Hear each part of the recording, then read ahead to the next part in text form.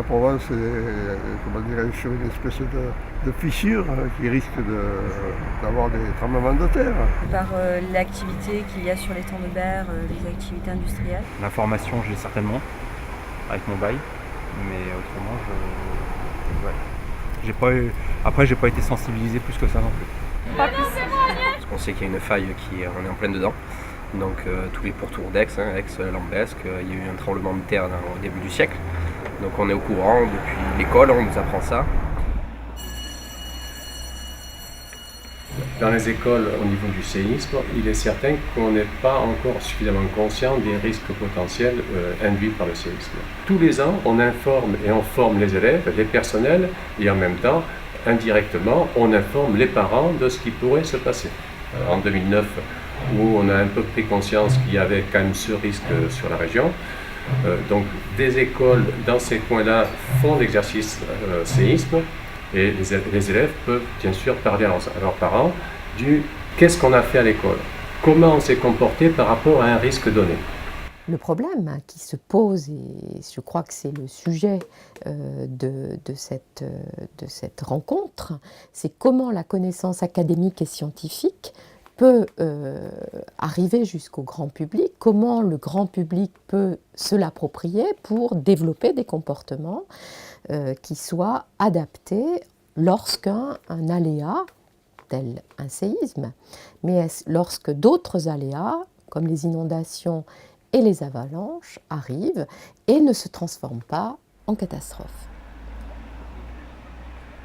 En matière de prévention des risques, on ne peut concevoir cette prévention sans une diffusion large de l'information sur la connaissance des phénomènes, des aléas, de la vulnérabilité, des risques au sens large auprès du grand public. Il s'agit pour nous d'accompagner et de veiller à l'élaboration des dossiers départementaux sur les risques majeurs, mais également de veiller à l'application des directives en matière d'information des acquéreurs et des locataires, et également de veiller au maintien de la dynamique en matière d'élaboration des documents d'information communaux sur les risques majeurs. Dans cette volonté d'intervenir le plus en amont possible, on s'est rendu compte que là vraiment il fallait intervenir auprès des populations, partager le plus largement possible en fait la connaissance sur les risques en région, mais aussi mettre en réseau les acteurs, aussi bien des professionnels, des chercheurs, des gestionnaires des risques, d'où cette plateforme des risques naturels majeurs en région.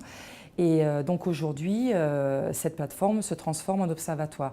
Ça nous permet aussi d'avoir un outil d'aide à la décision, donc pour la région, mais aussi pour les collectivités infra, comme les départements et les maires, les communes, avec une entrée donc aussi multirisque. On est vraiment dans une posture où on est tous conscients que le risque est une composante comme tant d'autres, qui caractérisent le territoire.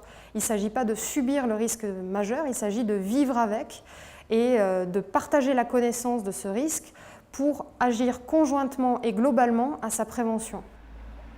L'oubli des risques est lié à un mode de vie urbain, un mode de vie des sociétés dites développées, qui fait qu'on pense être prémuni de tout à cause de la technique et de la science. Tant que les gens n'ont pas intégré et compris les choses, on peut mettre en place toutes les politiques, les interdictions ou d'autres mesures. Ce qui est important, c'est de comprendre pourquoi les gens acceptent ou n'acceptent pas les risques, les politiques mises en œuvre et ne développent pas les comportements qui vont avec.